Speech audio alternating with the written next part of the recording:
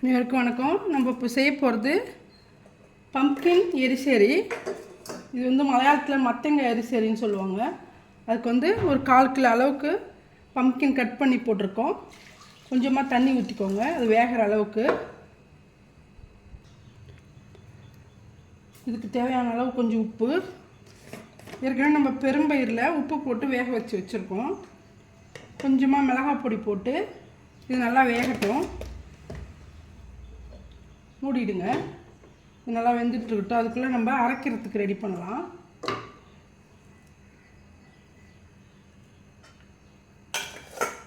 பாருங்கள், ஒரு அரை மூடி அளவுக்கு தேங்காய். இதில் ஜீரகம் ஒரு 1 ஸ்பூனு. பாருங்கள், ஜீரகம், பூண்டு, தேங்காய் இது 3 நான் அரைச்சி எடுத்துகிட்டு வந்துடுறேன். நல்லா வெந்துட்டுருக்கு. இந்த டைமில் நம்ம ஒரு வாட்டி கிண்டி விட்டுடலாம். நல்லா வேகணும் இந்த காய்.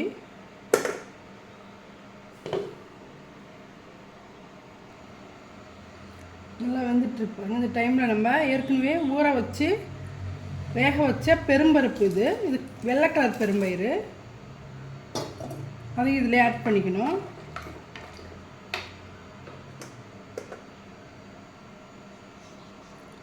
நம்ம அரைச்ச தேங்காயும் இதில் போட்டுக்கலாம். ஜீரகம், தேங்காய், பூண்டு இது 3 போட்டு அரைச்சி நல்லா திக்காக கொதிக்கணும். இப்போ அது கிரேவி நல்லா கிண்டிட்டு மூடிடலாம்.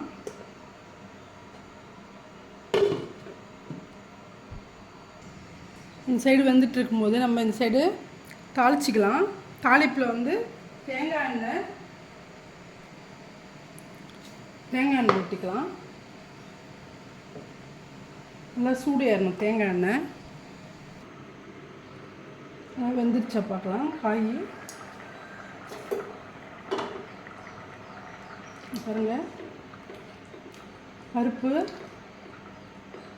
நல்லா பூசணிக்காவும் நல்லா வெந்துருச்சு.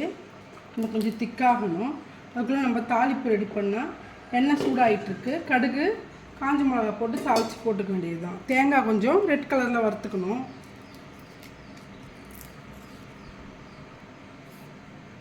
எண்ணெய் நல்லா சூடாகிடுச்சு.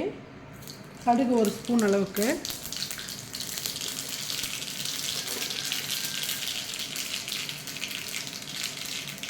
தேங்காய் நல்லா ரெட் கலரில் ஆக்கணும். அது வறுக்கணும்.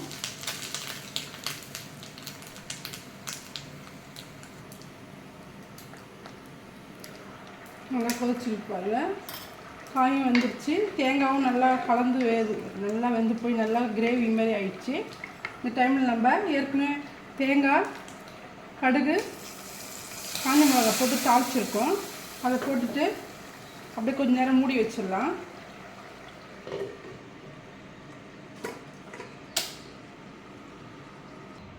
பாருங்க, சுவையான மத்தங்காய் எரிசேரி ரெடி ஆயிடுச்சு. அடுத்தது பீட்ரூட் தோரன் செய்யலாம். பீட்ரூட் தோரன் செய்ய போகிறோம். அதுக்கு தேங்காய் எண்ணெய் போட்டுக்கலாம்.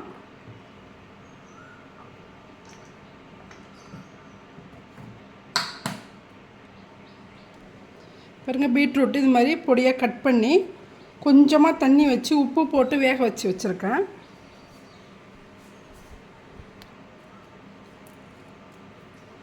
ஆயில் சூடாயிடுச்சு. கடுகு போட்டுக்கலாம், ஜீரகம் போட்டுக்கலாம்,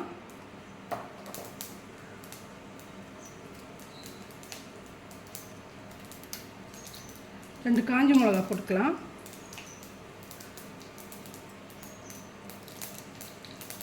கடுகு நல்லா வெடிக்கட்டும்.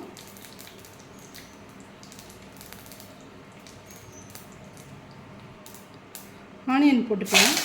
ஆனியனும் கொஞ்சம் கருவேப்பிலையும் போட்டுட்டு நல்லா வதக்கிக்கலாம்.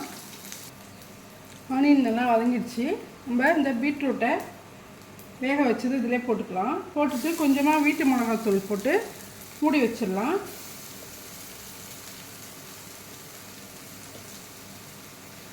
ஏற்கனவே வெந்ததால் டக்குன்னு ரெடி ஆகிடும்.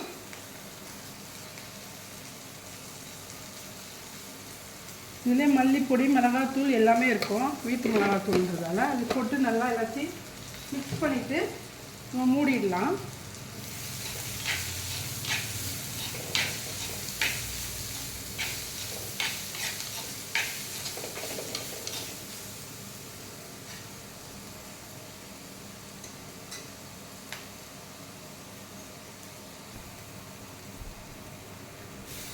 நல்லா கிண்டிட்டு கொஞ்சமாக தேங்காய் பூ போட்டுட்டு நம்ம இறக்கிடலாம்.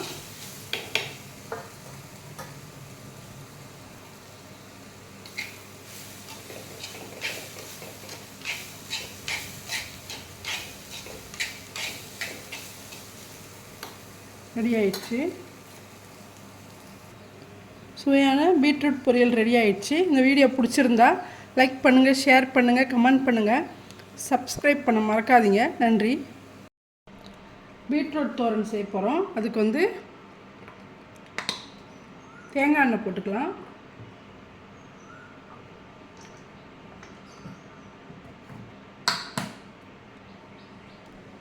பாருங்கள், பீட்ரூட் இது மாதிரி பொடியாக கட் பண்ணி கொஞ்சமாக தண்ணி வச்சு உப்பு போட்டு வேக வச்சுருக்கேன்.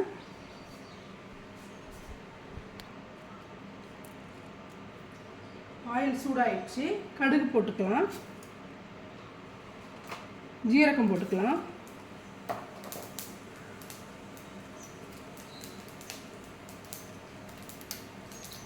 ரெண்டு காஞ்ச மிளகா போட்டுக்கலாம்,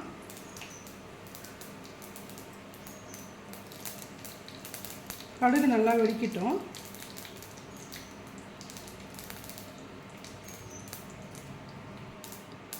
ஆனியன் போட்டுக்கலாம். ஆனியனும் கொஞ்சம் கருவேப்பிலையும் போட்டுட்டு நல்லா வதக்கிக்கலாம். ஆனியன் நல்லா வதங்கிடுச்சு. நம்ம இந்த பீட்ரூட்டை வேக வச்சது இதிலே போட்டுக்கலாம். போட்டுட்டு கொஞ்சமாக வீட்டு மிளகாத்தூள் போட்டு மூடி வச்சிடலாம்.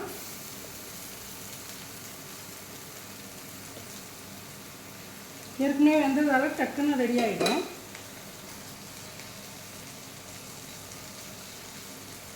இதிலே மல்லிப்பொடி, மிளகாத்தூள் எல்லாமே இருக்கும். வீட்டு மிளகாத்தூள்ன்றதால அது போட்டு நல்லா எல்லாத்தையும் மிக்ஸ் பண்ணிவிட்டு நம்ம மூடிடலாம்.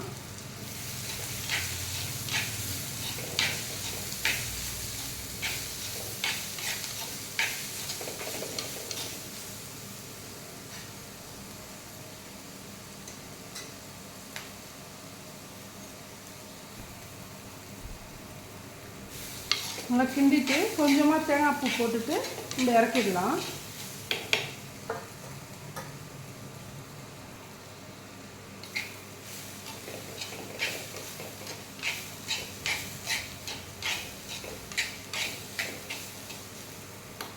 ரெடி ஆயிடுச்சு. சுவையான பீட்ரூட் பொரியல் ரெடி ஆயிடுச்சு. இந்த வீடியோ பிடிச்சிருந்தா லைக் பண்ணுங்கள், ஷேர் பண்ணுங்கள், கமெண்ட் பண்ணுங்கள், சப்ஸ்கிரைப் பண்ண மறக்காதீங்க. நன்றி.